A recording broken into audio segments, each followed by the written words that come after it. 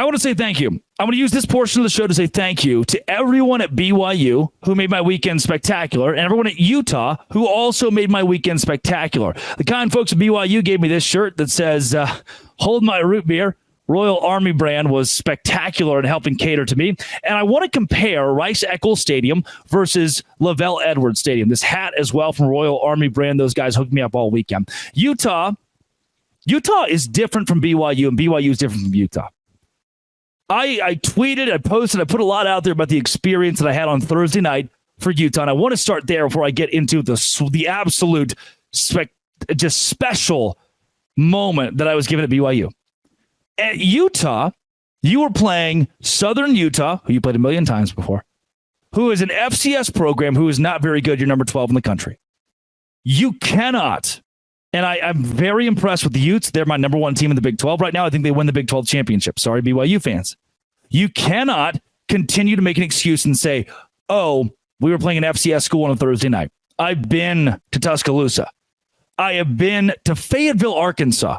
I have seen random bowl games, random home games, random Tuesday nights. I have seen that level of college football at the FCS, the FBS level. When you care about a school, when Auburn's playing in their home opener, when Arkansas is playing, when Missouri is playing, and they're top 15 in the country, even if it's perennial, you cannot use the excuse of, yes, our atmosphere was bad, our opponent was bad too.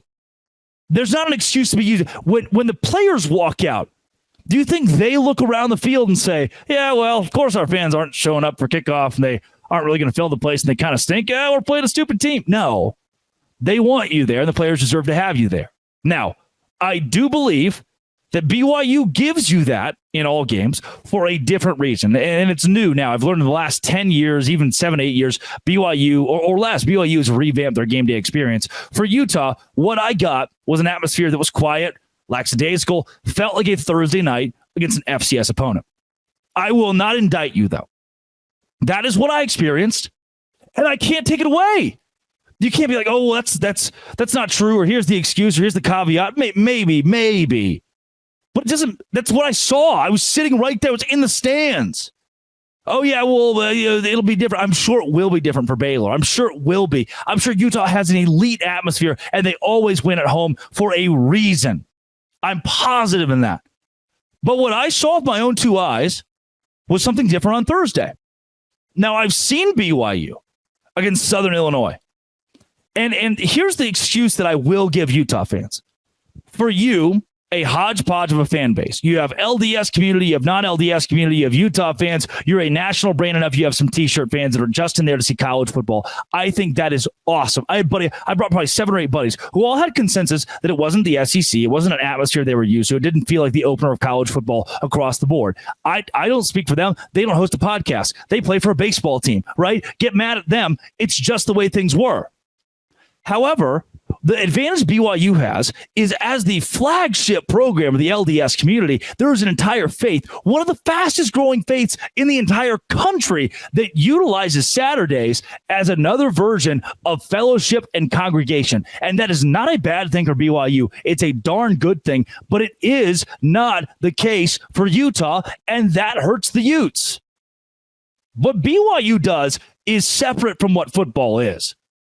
What BYU creates in its atmosphere is better than what I saw in Tuscaloosa, Alabama for a top 10 matchup.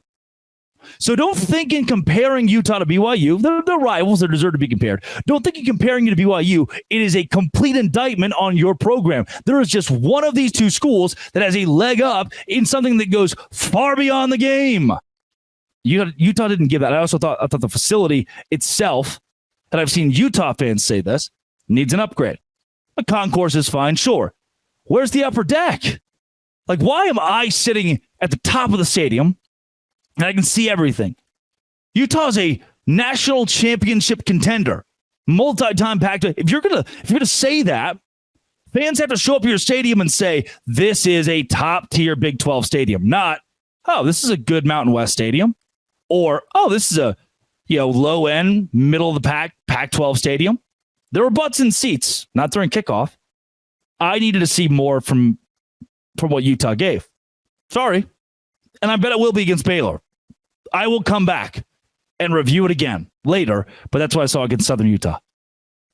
For you, BYU, the opportunity to join BYU Sports Nation Game Day, the opportunity to have this shirt on with a Hold My Root beer on it from Royal Army. I am so impressed once again with how BYU fans, whether the team is good, they could have lost to Southern Illinois, with how BYU fans rally around the cause that is college football, how BYU fans pack out that stadium, how BYU fans had the most butts in seats of any Big 12 school and are picked consensus in the bottom 4 of the conference, but still had 63,000 people, more people, and I get its capacity thing, than West Virginia playing Penn State. A better atmosphere than anybody else, and no one can take that away from you. I am continually impressed with whether it's me seeing Baylor, who's a top 15 team, play there, or seeing Cincinnati, who was irrelevant last year, play there, or seeing Southern Illinois play there. BYU fans show up, and they are loud, and me saying that doesn't put dollars in my pockets, doesn't help me. It's the experience that I got this weekend going to 2 football games in the state of Utah, and I once again walked away from BYU saying, gosh darn, that place is different. That place does it different.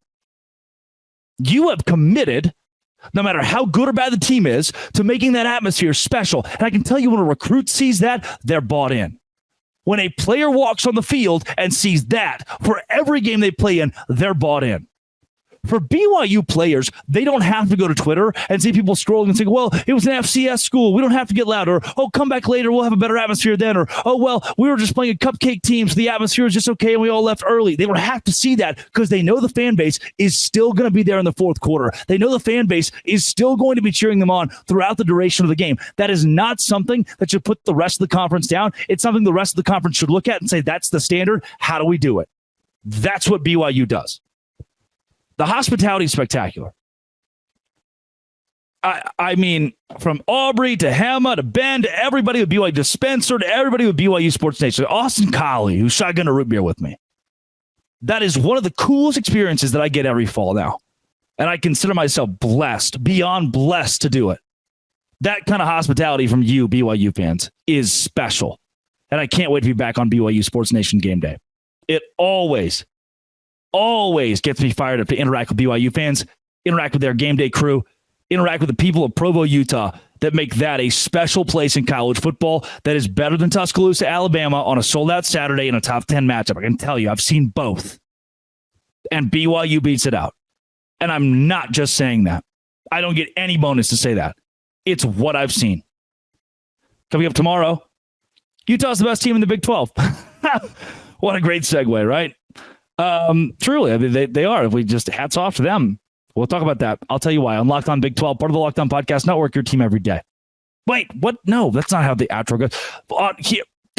This has been, it always will be, Locked On. Thanks for making it your first listen every single day.